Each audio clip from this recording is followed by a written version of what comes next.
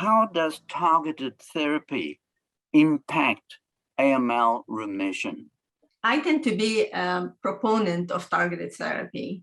I think that we are at an age where we can identify various mutations that may characterize every person's myeloid neoplasm. And we do have targeted treatments that are being explored in various combinations that hopefully will improve the outcomes from what we have had historically. So I'll give you an example with what has targeted therapy done in a subset of patients that have historically done not so well with induction chemotherapy, and that is those who have FLT3 mutations.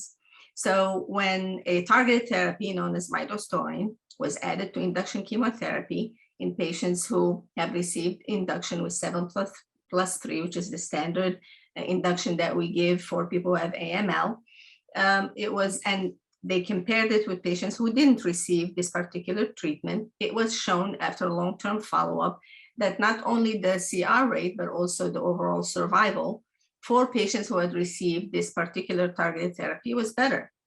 So, and for that reason, this particular drug, which was not only given in induction consolidation, but also as maintenance for 1 year post-treatment, was approved for that particular indication. And so that's just an example as to how we can improve upon the historical treatments that we offer patients. And that's just one example. We can go on talking about adding, anti-CD33 treatments, gemtuzumab, ozoromycin for people who have factor binding leukemias, along with induction and some of the positive outcomes that they may have. All these things stem out of clinical trials that have evaluated targeted therapies added onto induction chemo. So I think we need to continue to look for adding targeted treatments to what we already know could work in induction chemotherapy, and hopefully we will have better outcomes in this patient population. So I'm curious if Dr. Sikh, maybe I'll make this unconventional, but I will ask you relative to this particular question, and then we'll move on to the next one, if you feel differently about targeted therapy and AML remission. Yeah.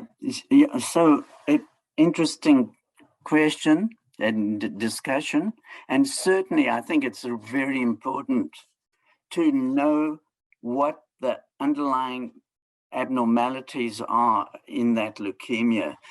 It's like a computer that's gone wrong, if you want, and the messages that's present within the mind of the leukemic cell is corrupted. So like you could say it's like instead of typing an A, there's a D in a word. It's like a spelling mistake that happens within the leukemic cell, and it's and by that I'm talking about gene mutations that help tell the cell how to behave in a normal fashion. So just in a simple description. So if one word goes wrong because of a spelling mistake, then you land up with leukemia, and it depends on what gene or what message if you want, or what word has gone wrong. And so that's when you try and, it's an analogy with the computer to what's going on within the brain of the leukemic cell. So now, if you can find the mutation that's there, you can direct the specific therapy because of that mutation, because of that abnormality. So what you were explaining was you can add that treatment, the additional treatment, along with standard treatment in some of the patients, so that you improving the chance of obtaining a remission, and also you're improving the chance of lessening that leukemia from relapsing. So two important things. And in so doing, you can prolong the time of remission. Hopefully, that's the first step. And in so doing, if you can prolong the time before a disease relapses, so you can prolong the time of survival for the patient. And that survival in the end is the important thing, but to get there, you have to prevent relapse from occurring.